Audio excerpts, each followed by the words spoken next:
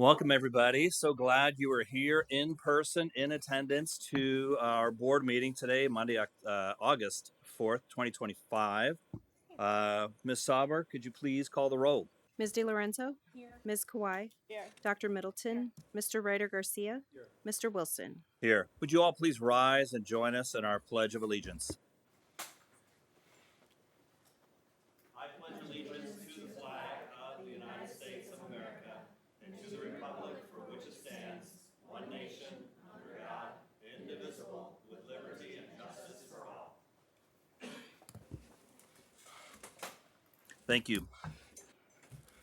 Could I please get a motion to adopt tonight's agenda? So moved. Second. Ms. Sauber? Ms. Kawai? Aye. Ms. DiLorenzo? Aye. Dr. Middleton? Aye. Mr. Ryder Garcia? Mr. Wilson? Aye. And could I also get a motion to approve the meeting minutes of July 7, 2025, regular board meeting and work session? So moved. Second. Ms. Sauber? Mr. Ryder Garcia? Dr. Middleton? Aye. Ms. DiLorenzo? Aye. Ms. Kawai? Aye. Mr. Wilson? Aye. Next up is item 2, reports and public comments. Yes, good evening. First, before I begin my superintendent report, just wanted to specify that an agenda item has been added as 7C. So if you'd looked over the weekend, we had one update. With that, I'd like to report that we had our new staff training last week. I'm very excited for the new school year. There is probably no better way to start a new school year off than bringing in our new hires.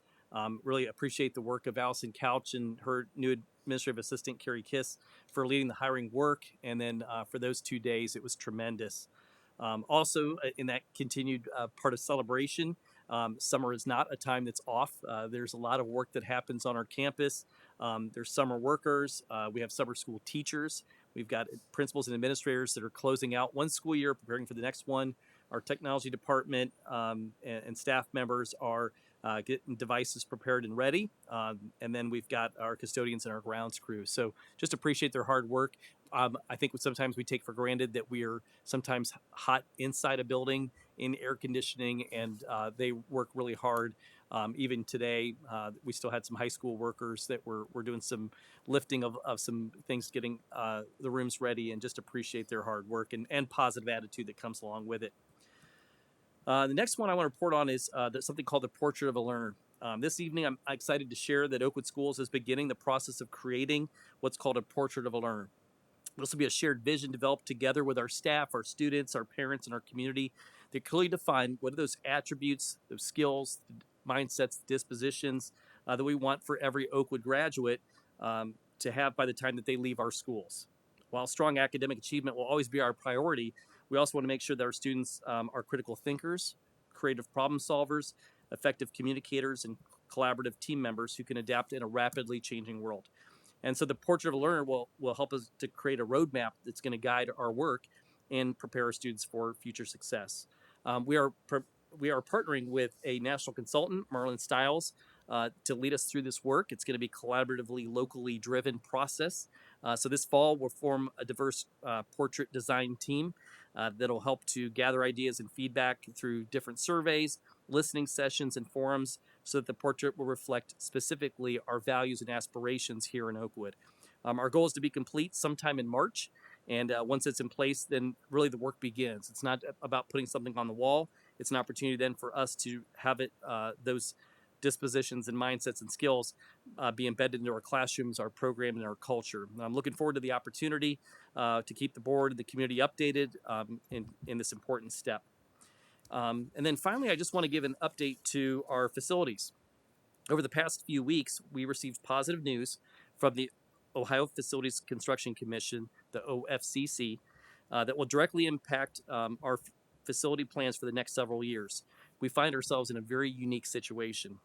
When our community approved the Phase 2 Master Facility Plan bond back in May, we anticipated moving forward with the Smith and Harmon projects now, receiving those state credits for those projects that were approved by them, and then accessing state construction dollars somewhere, they kept telling us, between 2030 and 2035.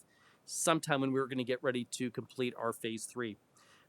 However, after speaking with the state, we've learned that Oakwood is eligible now to receive those OFCC dollars.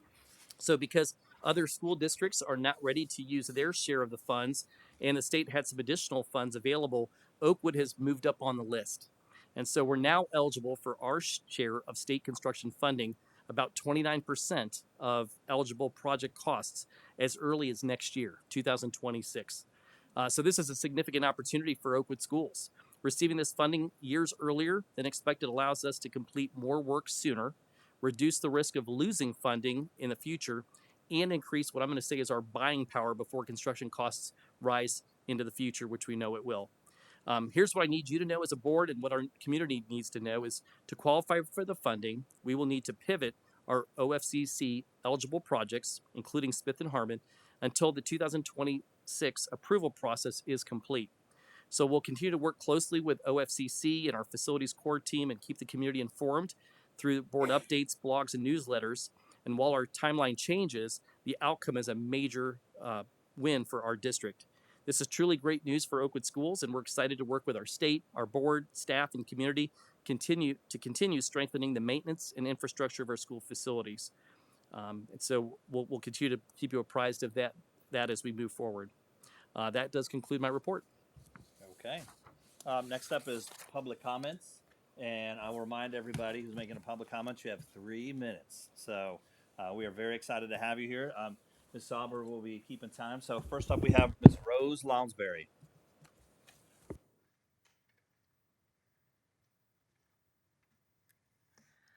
Well, thank you. Hi, I'm Rose Lounsbury. I'd like to start by thanking the board for your consideration as Oakwood Advocates for Public Education has talked to you about vouchers for the past 6 months. You've listened, asked questions, and on behalf of my committee, I am grateful. In June, a Franklin County judge ruled in favor of the Vouchers Hurt Ohio lawsuit on 3 counts, meaning EdChoice vouchers are currently unconstitutional. However, 2 weeks ago, Attorney General Dave Yost announced he will appeal, meaning the lawsuit now heads to appellate court and likely the Ohio Supreme Court. This is good news for public schools. We've won round 1 of a 3-round fight. But it's also bad news because Oakwood is watching this battle from the sidelines, allowing over half of our fellow districts to fight for fair school funding while we watch and wait. With all respect, I ask, what are we waiting for? Public schools are under attack at all levels.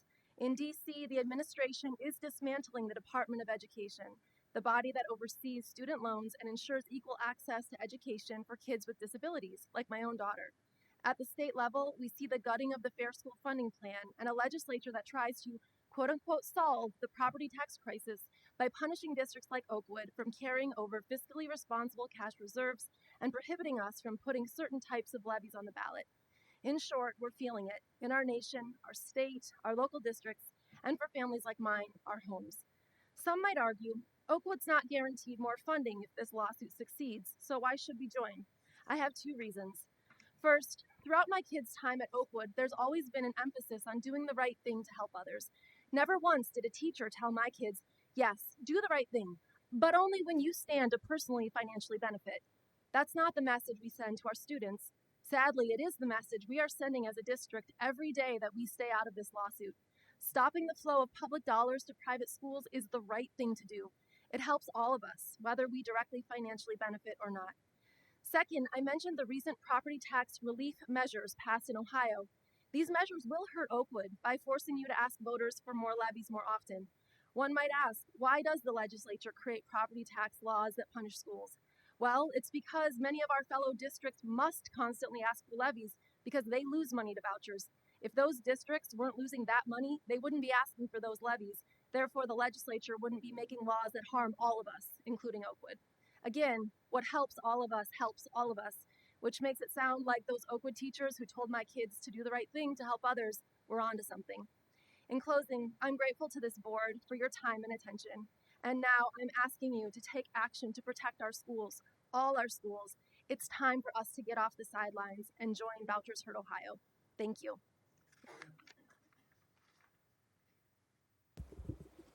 All right, next up. Next up is Rob Ross.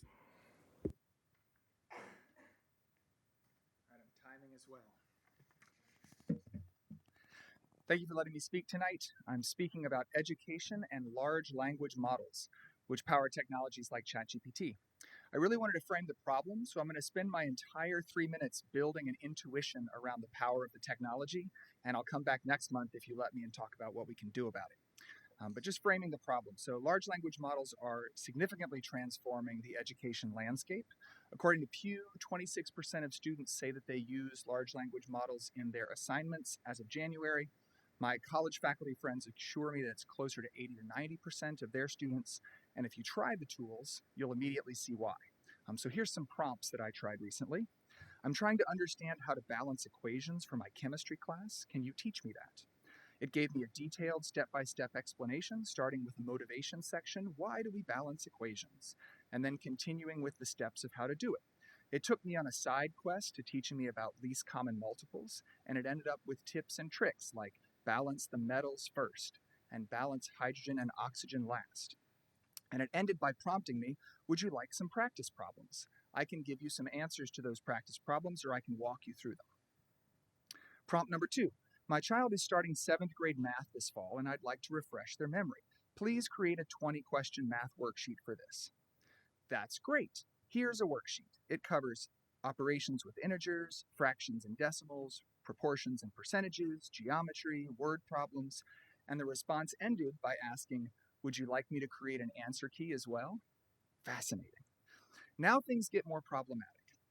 I have an assignment to write a book report on Moby Dick by Herman Melville. The report is supposed to be 5 pages long. Can you write it for me? After providing a really solid essay, it ended by asking if I would like this formatted as a PDF or a Word document. That's fascinating. I responded, this looks good, but it looks too good. I'm in 11th grade and I'm not that good at English. Can you put in a few typos to make it seem like I wrote it? It responded, sure, here's a slightly toned down version of the essay with a few realistic typos, simpler vocabulary, and mild grammatical quirks that a capable but not perfect 11th grade student might use. The ideas are still strong, but the execution is a little more natural for your level. And sure enough, it wrote me a simpler essay, complete with a few run-on sentences and a lower vocabulary. Here's a photo of my math assignment. Upload photo. Can you answer the questions for me? I uploaded a typical kind of advanced Algebra 2 assignment, or might be beginning linear algebra assignment, where the student is asked to calculate the determinant of a set of 3x3 matrices. It gave me the answers. It also gave me the Python code that it used to calculate the answers, in case I wanted to use the Python code. It also offered to walk me through how you calculate the answers in case I need to write down and show my work for the teacher. I'm out of time. All right, if you haven't tried ChatGPT, you really should go home and try it tonight. Or come find me and I'll show you how you can use it. I'll come back next week to talk about what's next. Thank you. All right, thank you for our public comments. Next up is board reports. Are there any board reports this month? No?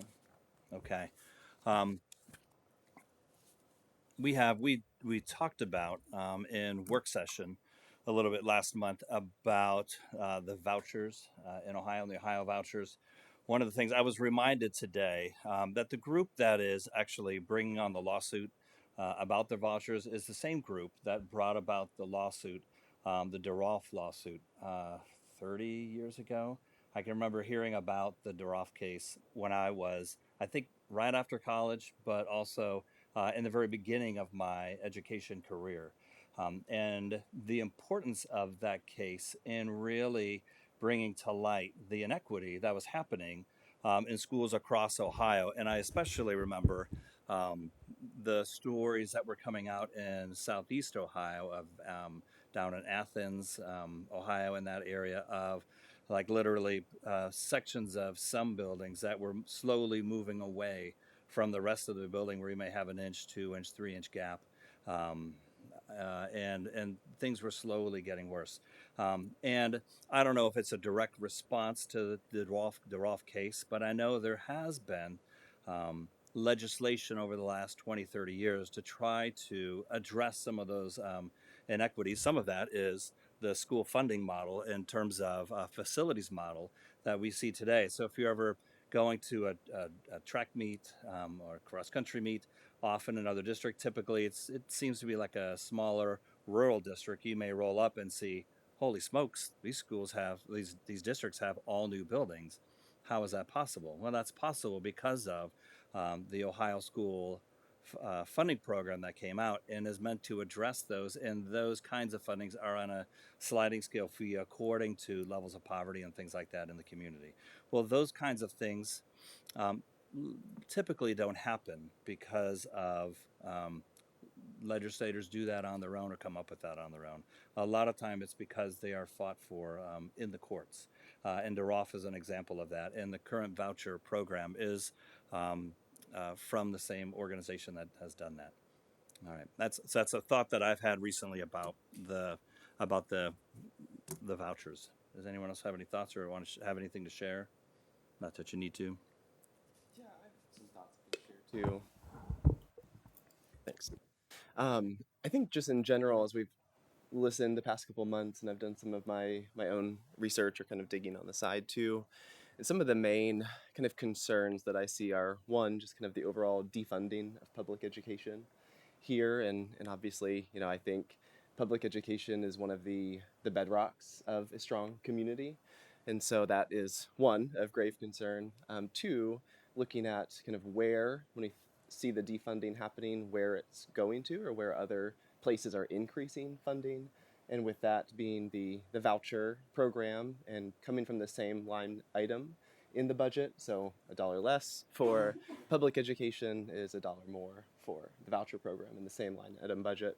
So obviously that's a concern too, in seeing the public education funding decrease from the state, while other programs, such as the voucher program, increases from state funding perspective.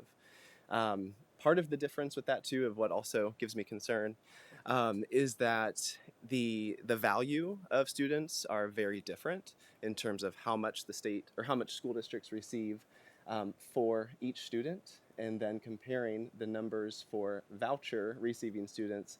The state values those students by assigning a larger dollar figure too. So I think it's around $6,000 to $8,000 for each voucher receiving student, and a public school district receives about $2,500. So it's a pretty vast difference. And when I think about if more funds are going towards the voucher program, fewer are going towards the public education system that we have here, it means there are decreased resources, programs, quality instruction, all of the opportunities that people move to Oakwood for and choose Oakwood schools for is because of all of those quality opportunities available that often aren't available in other districts or in other places. So just a few thoughts that I wanted to share as well. Yeah, of course. I think there are so many things to be said about this topic. I mean, one reason I wanted to serve on this board is because because I support public education. Oh, yep. Oh, hello. Hear me now. I'm here because I support public education, period. And to me, it's essential for our community here, but it's also essential for our country. To me, it's sort of I've heard this said before, one of the great equalizers, right? It gives all children a chance, all children. And one of the things that concerns me about vouchers is when those vouchers can go anywhere, and those private schools don't have to take everybody. They can be selective in who they take. So the equity is a huge concern of mine, and taking away funds, even if it's not in our district, but taking funds away overall is a huge concern of mine too, because it undermines public education. Those are the two top concerns that I have.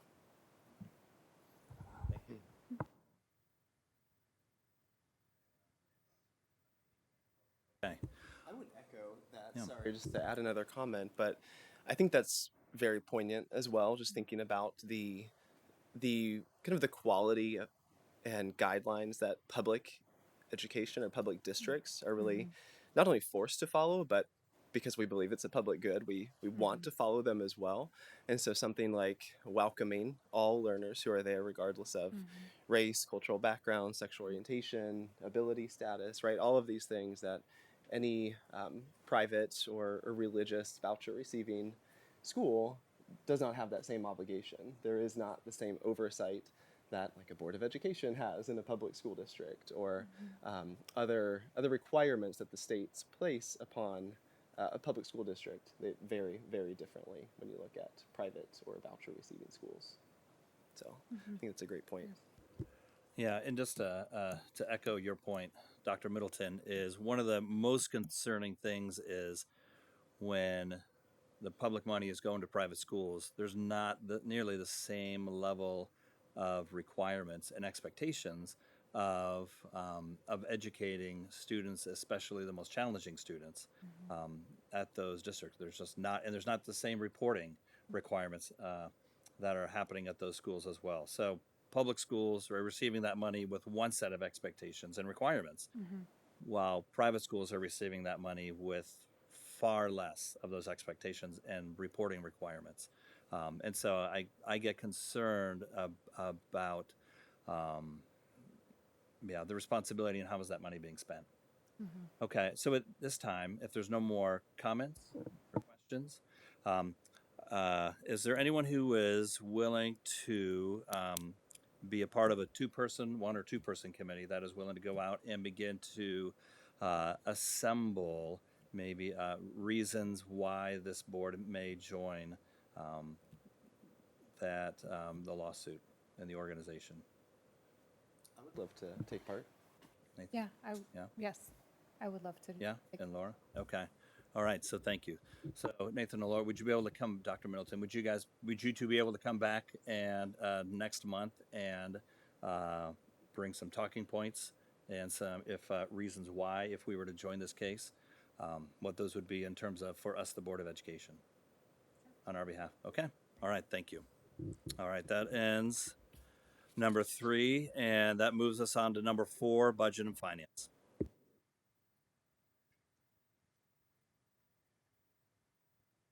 Technical difficulties. Sorry about that. Good evening, everyone. Your normal financial report that you typically see listed as letter A, we did not include today because it's only August 4th. So it's very early in the month for us to have our board reports ready. So we will make sure that next month you have that normal report, and we'll get that all caught up by next month. But I do have 2 items for approval tonight. You can take those together. The first is the original Certificate of Estimated Resources for fiscal year 26. That is a standard document that we have to file with the county auditor at the start of every year. And then the second item is we made some amendments to our appropriations as well. Can I get a motion for items 4A through 4B, please? Ms. Sauber? Ms. DiLorenzo? Ms. Kawhi? Dr. Middleton? Mr. Ryder Garcia? Mr. Wilson? Aye. Takes us to item, I'm sorry. No, that's correct. Takes us to item 5, new business. Any new business by the board? Item 6 is administrative reports and superintendent recommendations. Yes, for number 6, letter A, making a recommendation to adopt the attached Title I grant resolution. Can I get a motion for item 6A, please? Second. Ms. Sauber? Mr. Ryder Garcia? Ms. DiLorenzo? Ms. Kawhi? Dr. Middleton? Mr. Wilson? Aye. Number 6, letter B, recommendation to approve the contract 2026.01. Can I get a motion for item 6B, please? So moved.